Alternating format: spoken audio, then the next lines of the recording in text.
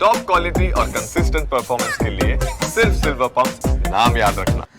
જમ્મુ કાશ્મીરના પહેલગામ ઉપર આતંકવાદી હુમલામાં જે 26 પ્રવાસીઓના મોત થયા છે અને આ પ્રવાસમાં પાટણનું એક ડૉક્ટર પરિવાર પણ ગયું હતું, ત્યારે તેમની સાથે સીધી વાત કરીશું કે કેવો રહ્યો હતો માહોલ.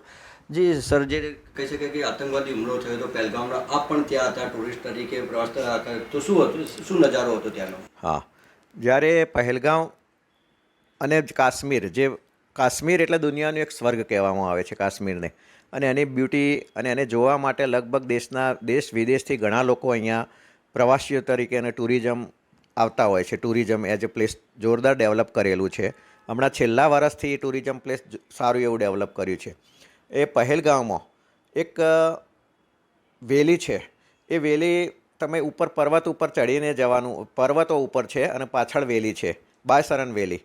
એટલે એમાં જ્યારે ઘોડા ઉપર જઈ અને એ વેલી જ્યારે નજારો તમે જોતા હો છો, એટલે એને મિની સ્વિટ્ઝરલેન્ડ પણ કહેવામાં આવતું હોય છે.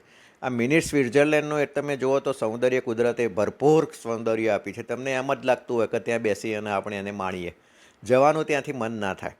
હવે આવી પરિસ્થિતિ હતી. લગભગ 1000 જેટલા માણસો ત્યાં ટુરિસ્ટ છે, જે નવા મેરેજ થયા હોય એ લોકો બી હોય, બીજા બધા ઘણા દેશ વિદેશમાંથી બી હતા અમુક, અને આપણા દેશના લગભગ તો દરેક ખૂણામાંથી અમને જોવા મળ્યા કે દરેક ત્યાંથી આવતા હોય છે. અને એનું સૌંદર્ય તમે એવું લાગે કે મન ભરીને જોતા હો. બધા પોતપોતાની રીતે વિડીયોગ્રાફી કરી રહ્યા હતા, ફોટો પડાવી રહ્યા હતા, અને આ કાશ્મીરી ડ્રેસ ટ્રેડિશનલમાં ફોટોગ્રાફી કરાવી રહ્યા હતા. ત્યાં ખાવા પીવાની ને એવી બી સગવડ હતી, પણ સુરક્ષાના નામે ઝીરો. ત્યાં કોઈ તમને પોલીસ કર્મચારી કે કોઈ આટલું બધું જે એરિયા છે, આટલો ડેન્જર એરિયા, છતાં પણ સુરક્ષા બળોનું કોઈ એમાં વ્યવસ્થા હતી નહીં. અને એટલી બધી ભીડ હતી. ઘોડે સવારી તમે જોતા હો તો ઘોડા જેટલા હતા એમને તો એમ લાગે કે આટલા તો આપણા ઘેટા બકરા કેટલા હોય છે ભીડમાં, એવી જ રીતે આટલા બધા ઘોડાઓ એકી સાથે બધા જતા હોય છે. અને ત્યાં પેસેન્જર આપણે પ્રવાસીઓને ઉતારતા હોય, લઈ જતા હોય, એટલે ત્યાં બહુ જ ભીડભાડવાળો માહોલ હોય છે. હવે અમે જ્યારે આ સૌંદર્ય માણતા હતા તો અમારો ઘોડે સવાર અમને આવીને કે ચલો નીચે ઉતરી જઈએ. અમે કહ્યું કે ચલ, હવે આ ઘોડે સવાર ઉતાવળ કરે છે તો આપણે નીચે ઉતરી જઈએ.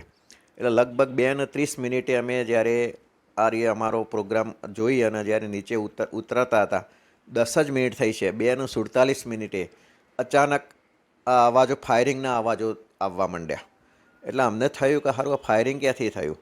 એટલે અમુક વખતે તો અમુક બીજા બધા પ્રવાસીઓ હતા, એમને એવું લાગ્યું કે વાંદરા ભગાવવા માટે આ કર્યું છે, પણ આટલા બધા ના હોય. લગભગ 100 જેટલા રાઉન્ડનું ફાયરિંગ થયું.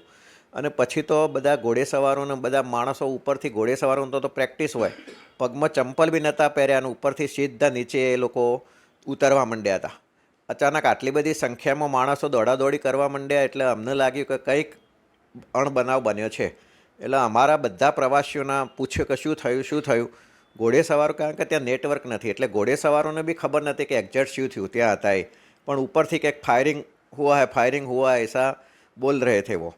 એટલે ફાયરિંગ થઈ ગયું. એટલે પછી આટલું બધું અમે ઘોડેસવારોને કહ્યું કે યાર અહીંયા તો નહીં થાય ને, અહીંયા તો સેફટી છે ને. ઘોડેસવારે કે કંઈ કહી શકાય નહીં, આ તો ગાઢ જંગલ છે, ગમે ત્યારે ગોળી ગમે ત્યાંથી આવી શકે છે. એટલે અમને વળી વધારે ગભરાહટ થઈ ગઈ. અને ઘોડેસવારો જે ઘોડા ઉપર બેઠેલા હતા એ દોડાદોડી જ કરવા માંડ્યા, અને પોતાનો ઘોડો લઈને કેટલું ઝડપી આપણે નીચે ઉતરી જઈએ છીએ એમ જ હતા. અમે બી કહ્યું કે ચલો યાર, અમને જેમ બને તેમ ઝડપી નીચે ઉતારી દો. કારણ કે છતાં પણ એ 30 મિનિટ નીચે ઉતરતા થઈ. એ માહોલ એટલો ભયના માહોલમાં અમે જે નીચે ઉતર્યા છે તો તમારું માંડ જાણે છે કે સારું આપણે બાલ બચી ગયા.